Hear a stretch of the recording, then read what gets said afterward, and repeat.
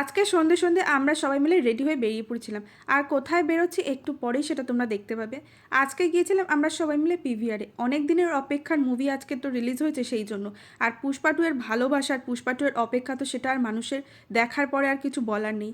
আমরা তো ঝটপট করে সবাই ফ্রেশ হয়ে বসে পড়েছিলাম, কারণ ওখানে গিয়ে প্রত্যেকেরই মাথায় ছিল যে মুভিটা এতটুকুর জন্য মিস করবো না। বাইরে একটু ওয়েট করতে হয়েছিল, তারপর শুধু দেখছো লোকজন কতটা ভিড়। সত্যি কথা বলতে এর আগে আমি পিভিআরে অনেক মুভি দেখেছি, কিন্তু এতটা ভিড় আমি কোনো মুভির জন্য দেখিনি। এত মানুষজন, পা গলানোর কোনো জায়গা থাকছিল না, আর ভালোও লাগছিল। যাই হোক, মুভিটা তো শুরু হয়ে গিয়েছে। মুভিটা শুরু থেকে শেষ পর্যন্ত আমার এত ভালো লেগেছে। কোথায় শেষ হলো আর কোথায় শুরু হলো কিছুই আমি মানে এত যে ঘন্টায় একটু বোর হয়নি। এত সুন্দর মুভি আমি এর আগে দেখিনি। এই মুভির কনসেপ্ট বলো, থট বলো, আমার তো বিশেষ করে ভীষণ ভালো লেগেছে।